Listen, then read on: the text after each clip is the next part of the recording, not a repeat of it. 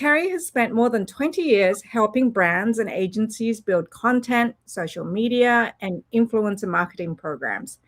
Before launching Influence and Inspire, she held leadership roles at OMD, Horizon Media, Possible, and Attention, giving her a front row seat to the evolution of digital marketing. What's especially interesting is that Kerry has been working with AI in influencer marketing long before ChatGPT entered the conversation. Through platforms like Influential and FameBit, she saw AI being used for creator discovery, audience matching, and campaign optimization years ago. Now, as AI search changes how people discover brands and creators, we're entering a new chapter. I'm excited to hear her perspective on where influencer marketing goes from here. All right, Kerry, let's start from the beginning. So you've been, a part of influencer marketing, digital marketing before, ChatGPT or AI entered the picture. So how did you define influence? Was it reach, engagement, trust, niche authority, or something else? What made a creator worth investing in before 2023? Yeah, I mean, honestly, it was a combination of a number of factors. I think first and foremost, there is a transfer of trust that happens between an influencer and their audience. And so brands and organizations that want to borrow that trust or borrow that equity that the influencer has built with their audience. It's kind of a very key way to measure influence. But certainly, some of what people consider to be vanity metrics, I actually consider to be very important, like engagement, like views, because reaching people with that content is as important as the trust that is transferred as well. At some point, and what was the light bulb moment for you? I mean, my career did start before social media existed. So there was a time when I did not work with creators, but admittedly, it was at least 15 years ago. It was a very different ballgame then. You could send somebody a free waffle iron and they would like write about it on their blog. There was Tumblr, there was MySpace, there was a lot of different ways that you could leverage creators and their messaging and their content. But I've really enjoyed seeing it just take off as a literal rocket ship, I would say, the last 5 years. And, for those who are not into influencer marketing or content creators, how big is this market size? The latest stat I saw is that in the US alone, it's anticipated to be a $44 billion industry, which is mind blowing because I remember when it was like $1 billion, not even, so it really has exploded. A lot of people say that influencer marketing is the fastest growing marketing channel. And I think brands are finally totally on board with allowing some type of freedom when they partner with creators to have them tell their story about their brand, and they're really, reaping the rewards from it. The B2C brand, what is their likelihood of using content creators or influencers, and how many influencers would like a brand, a well-known brand, use? I would say the chances of them using influencers is 99%. I think they've become completely ubiquitous. That's not to say that everybody has them figured out. I would say that one of the realities of the creator marketing space is that while investment has increased significantly, the organizational readiness is not always there, right? The governance, the monitoring, the measurement, how to really be successful with creators within your organization does not stop them from spending. And some organizations, depending on their strategy, will really just partner with a couple big names, right? That's their strategy. And then, other large organizations, it's in the hundreds of thousands because they're using affiliates and, social content creators and celebrities and people attending their events and product sampling. And so it's really, they'll use a myriad of influencer tactics, and then those numbers really tick up. Not we go back to, influencer marketing and AI. So fast forward to today, so not 15 years ago when you started, how has generative AI changed the influencer marketing landscape? And what feels different now compared with just a few years ago? You said that everything started like, skyrocketing 5 years ago. Well, how much is AI a part of it? Yeah, I would say that, some of the early AI systems that were used for influencer identification and vetting were able to streamline some very manual processes. So that made everybody a little bit more productive and efficient. Gave you peace of mind that you're partnering with qualified influencers that would reach your audience. So that was a huge benefit, but it was mostly behind the scenes. Now, not everybody shares this opinion, but my opinion is the most influential content is created from the creativity of the creator with their own two hands, their own brain. And so because of that, a lot of brands are changing how they contract with influencers, and they are putting clauses in the contract saying, you can't use AI to create the content that you're producing on behalf of my brand, because we want it to feel kind of authentic and natural. So the idea of creators using these tools to produce their content has received mixed reviews. I will say the idea of using AI to simply proof your posts or make some cosmetic changes to your video is generally widely accepted, but in terms of the actual production of it, most brands prefer it to be done by the creator. You mentioned that, brands are, becoming very specific about how they engage and what's in the contract, but had you seen any sort of change in terms of how these influencers were creating content from, somebody who's sort of more strategic and, identifying strategies and certain tactics from your end before all of this contracting, sort of governance started being stricter?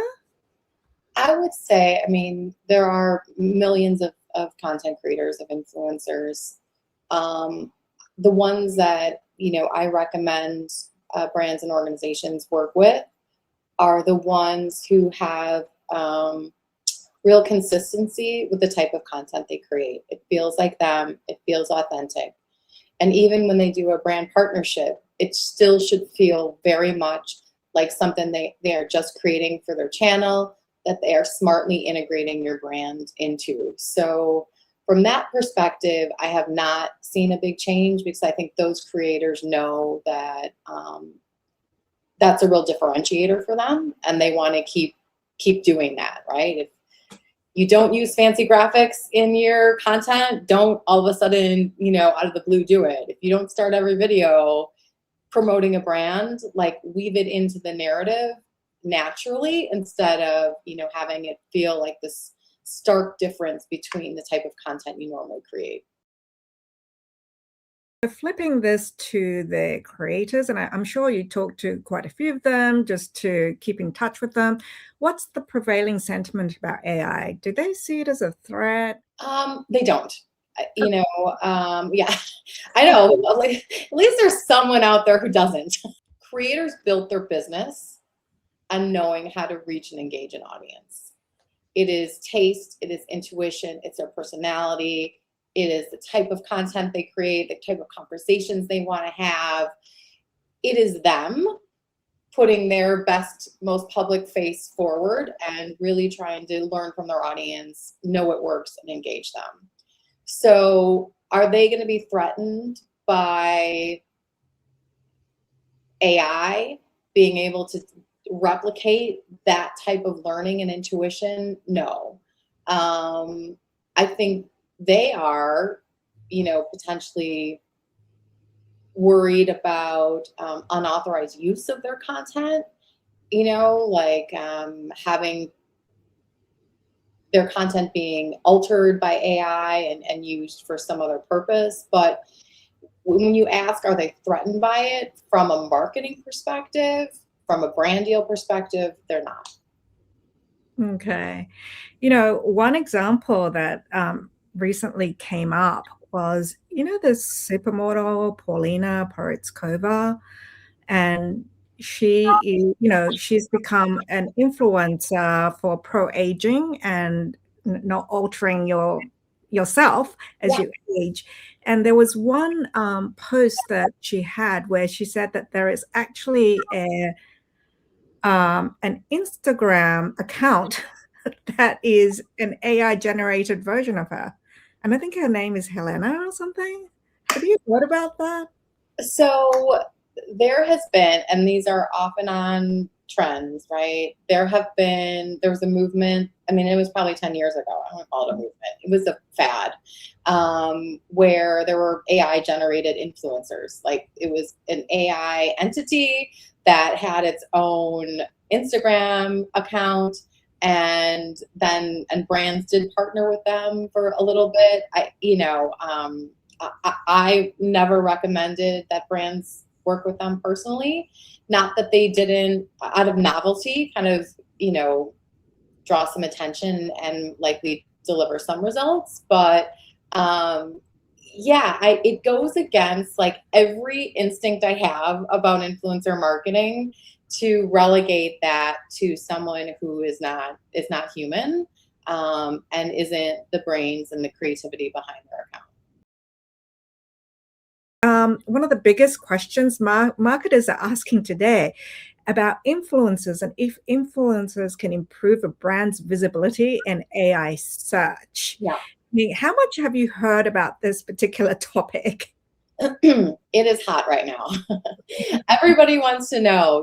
I think what has been well documented is the impact of PR and communications on AI brand visibility. There's been a lot of conversation about the renewed importance of communication roles at brands and organizations.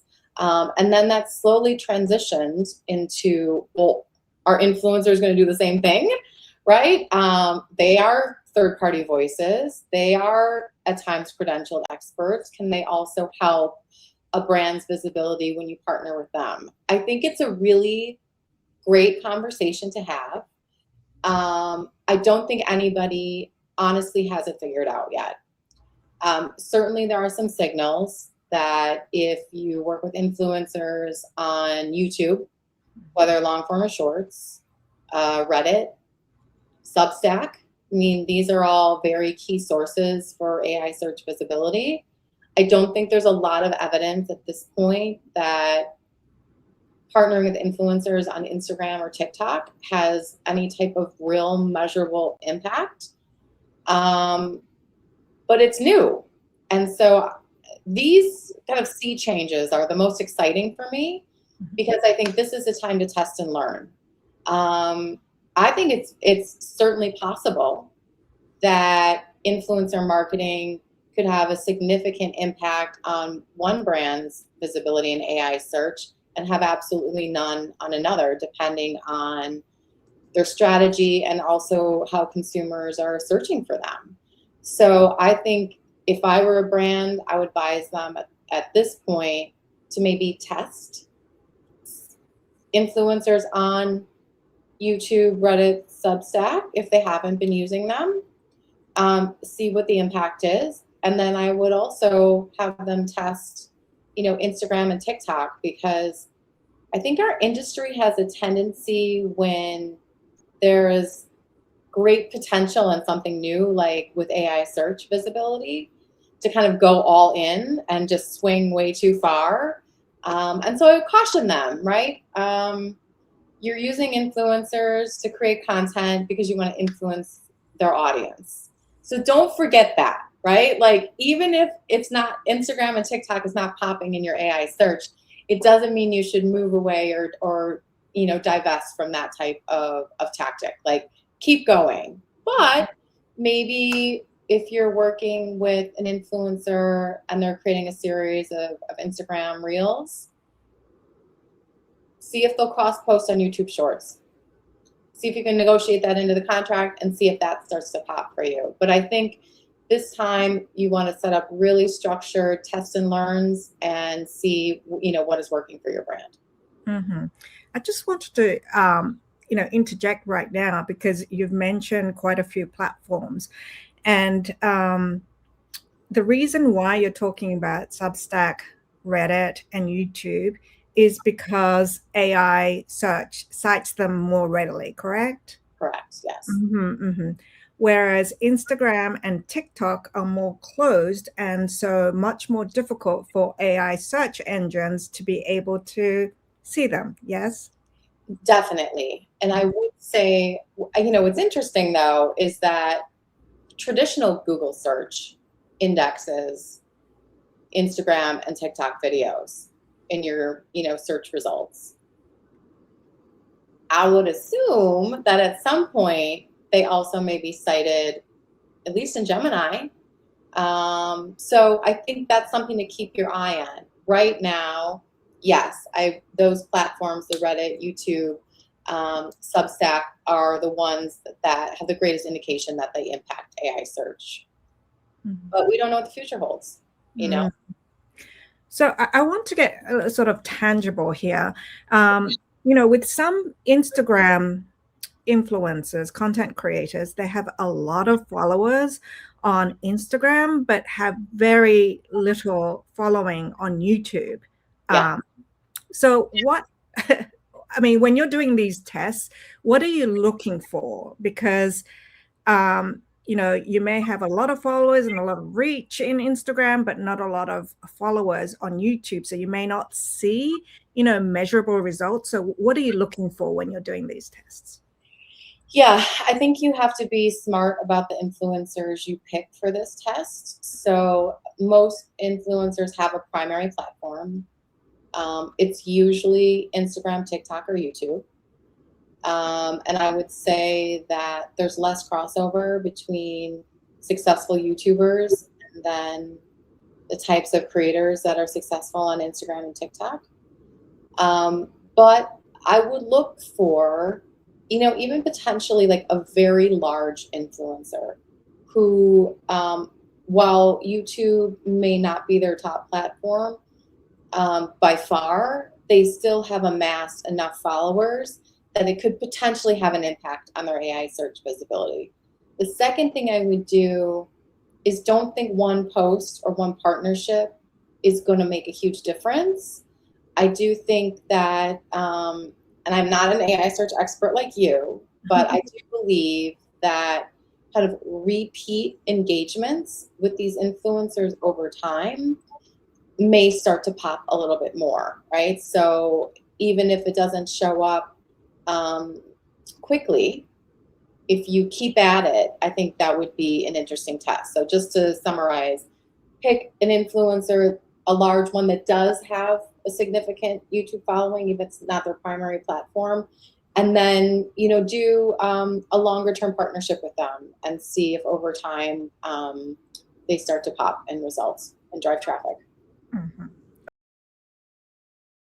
So part of this LinkedIn Live is that I ask everyone who comes on to have, a very unfiltered conversation and sort of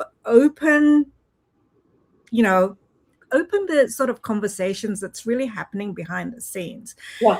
So from an influencer marketing perspective, what are some of your clients, you don't have to mention the clients, but what are some of your clients asking you? What are some of the fundamental things where there's a shift in conversation? And what are some of the things where you're scratching your head going, what? Yeah, I would say that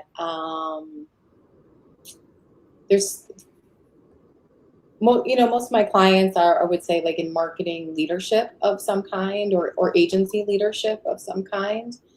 And I'm really finding there's two camps. There's one who is like all in on AI because they think it is going to solve the world's problems. And then there's the other camp that is like, we are in the business of creativity, or we are in the entertainment business, we are IP holders. And so right now, there's just like this real significant divide. And even when I've had conversations with the folks that are like a little more AI hesitant, simply about streamlining productivity and their operations. Like, they make PowerPoint decks really quickly. They're, there's still a hesitance from some of them around adopting AI. And then I do think, on the other side, the people who feel like it can buy their media, it can create their content, it can reach their audiences better. I challenge them to, like, show me that in practice. Okay. So a lot of what your, marketing clients are talking about really is about AI, right? Not so much about AI search yet. Am I right? You are, Mhm, yes. Because mhm. I think, and one of the things I talked to them about is that I think AI search is the most tangible manifestation of how AI is changing consumer behavior and how we as marketers need to rethink our marketing mix and the type of content we're putting out there. I think that's something easier for them to grasp, because I'm like, when you go to Google and you see the AI summary, they're like, yeah, I'm like, and you're not clicking on anything, right? We're currently in this state of zero clicks, which totally changes the search landscape.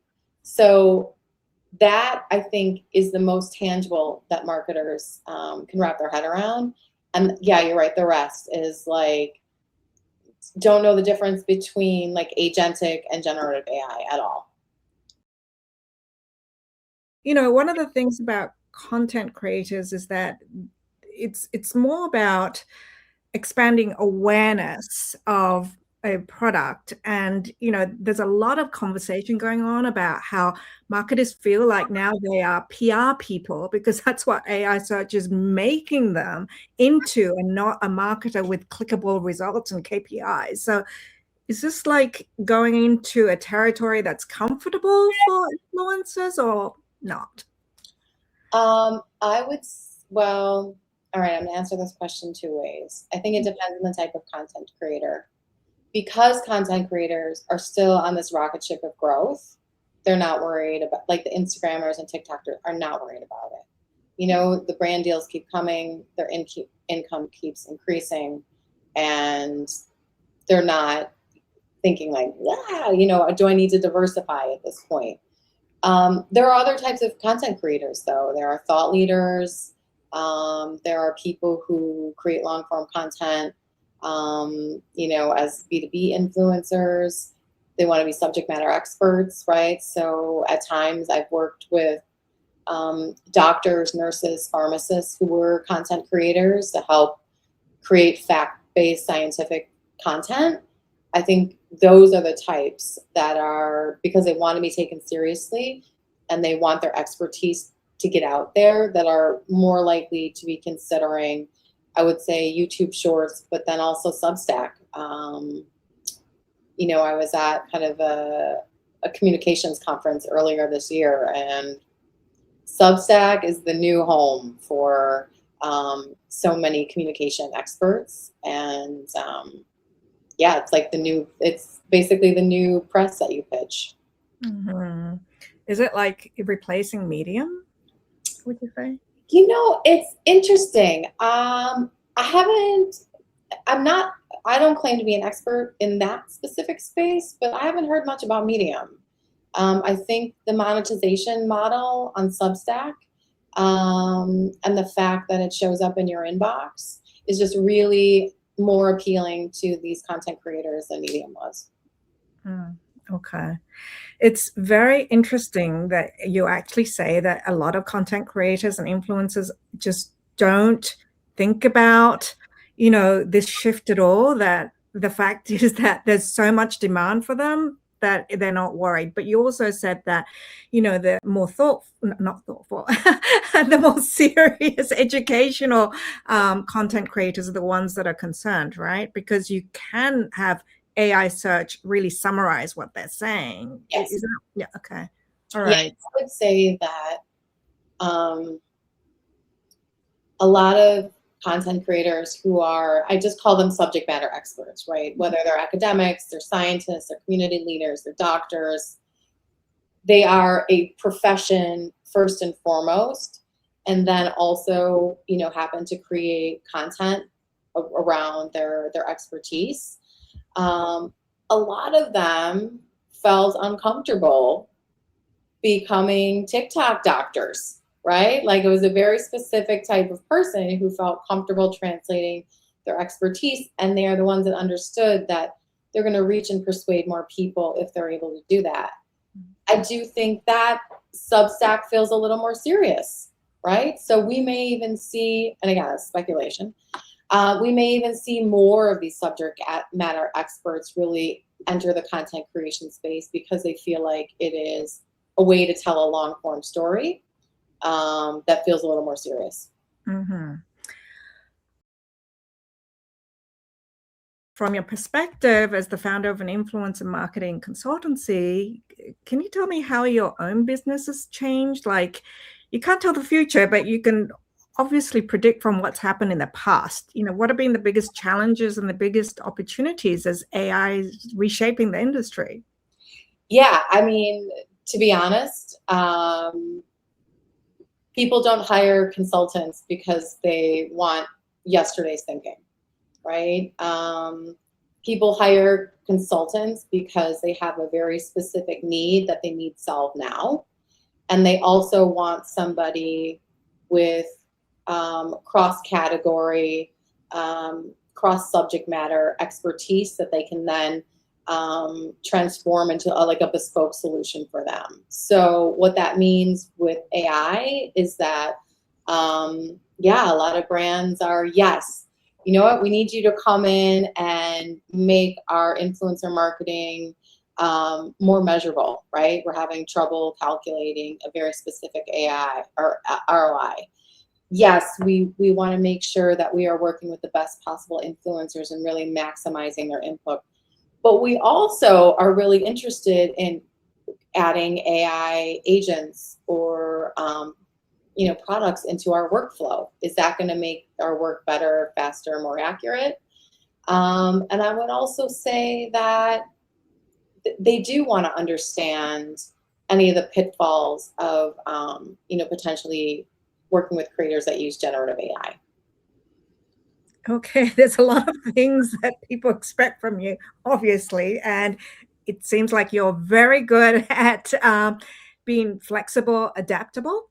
So for those who have never worked with you, tell me a little bit about how you can be found. For those who have met Kerry for the first time, as I said before, she's the CEO of Influence and Inspire Consulting. How can they meet you? How can they connect with you and talk to you about how to go forward with influencer marketing?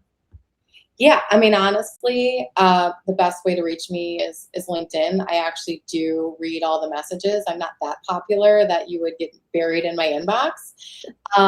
So feel free to, just look up Kerry Perse. I'm the only one on LinkedIn. Reach out. And then, normally how I work with clients is kind of do like a 30-day audit and really understand where some of your gaps are, some of your risks, and how I could potentially help. And then we work together to kind of determine, how to action that afterwards. So do you provide strategic guidance as well as providing examples of potential influencers? Yes, most certainly. I can get my hands dirty and run the influencer campaigns for you.